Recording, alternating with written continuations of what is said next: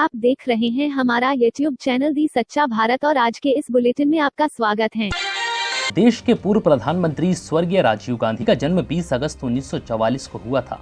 राजीव गांधी के राजनीति में आने को लेकर कई मत हैं, लेकिन कहा जाता है कि राजीव गांधी राजनीति में नहीं आना चाहते थे, लेकिन हालात ने ऐसा रुख मोड़ा कि राजीव गांधी देश के सबसे युवा पीएम के तौर पर उभरे। राजीव गांधी ने 21वीं सदी के आधुनिक भारत की जो नींव रखी थी, आज पूरे देश को उसका फायदा मिल रहा है। हम आपको पूर्व प्रधानमंत्री राजीव गांधी के कार्यकाल के दौरान लिए गए उन फैसलों के बारे में बताएंगे जिसका फायदा आज पूरे देश को मिल रहा है।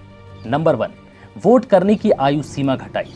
पहले देश में वोट करने की आयु सीमा 21 वर्ष थी, जो युवा प्रधानमंत्री राजीव गांधी की नजर में गलत थी। उन्होंने 18 वर्ष की उम्र के युवाओं को मताधिकार देकर उन्हें देश के प्रति और जिम्मेदार व सशक्त बनाने की पहल की। नंबर 2, कंप्यूटर क्रांति।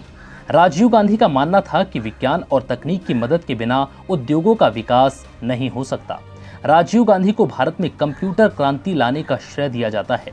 उन्होंने न सिर्फ कंप्यूटर को भारत के घरों तक पहुंचाने का काम किया, बल्कि भारत में इंफॉर्मेशन टेक्नोलॉजी को आगे ले जाने में अहम रोल भी निभाया। नंबर 3, पंचायती राज व्यवस्था की नींव।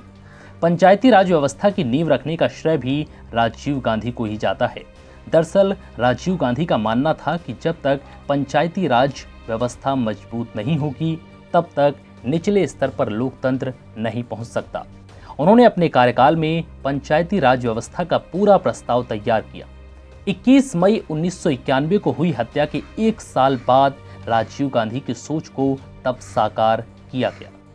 नंबर 4, नवोदय विद्यालयों की नींव। ग्रामीण और शहरी वर्गों में नवोदय विद्यालयों की नींव भी राजीव गांधी ने ही रखी। उनके कार्यकाल में ही जवाहर नवोदय विद्यालय की नींव डाली गई। ये आवासीय विद्यालय होते हैं। प्रवेश परीक्षा में सफल मेधावी बच्चों को इन स्कूल में प्रवेश मिलता है और बच्चों को 6 से 12वीं तक मुफ्त शिक्षा और हॉस्टल में रहने की सुविधा मिलती है। नंबर 5, दूरसंचार क्रांति। कंप्यूटर क्रांति की तरह ही दूरसंचार क्रांति का श्रेय भी उन्हीं को जाता है। राजीव गांधी की पहल पर ही अगस्त 1984 में भारतीय दूरसंचार नेटवर्क की स्थापना के लिए centre for development of telematics की स्थापना हुई। इस पहल से शहर से लेकर गांवों तक दूरसंचार का जाल बिछना शुरू हुआ। जगह जगह पीसीओ खुलने लगे, जिससे गांव की जनता भी संचार के मामले में देश दुनिया से जुड़ सकी। इसके बाद 1986 में राजीव गांधी की पहल से ही MTNL की स्थापना हुई, जिससे दूर संचार क्षेत्र में और प्रगति हुई। नंबर 6, NPE की घोषणा। NPE की घोषणा भी राजीव गांधी ने ही की। राजीव गांधी की सरकार ने 1986 में राष्ट्रीय शिक्षा नीति यानी कि NPE की घोषणा की। इसके तहत पूरे देश में उज्जवल शिक्षा व्यवस्था का आधुनिकीकरण और विस्तार हुआ। और ऐसे ही नए अपडेट पाने के लिए द सच्चा भारत चैनल को सब्सक्राइब कीजिए। धन्यवाद।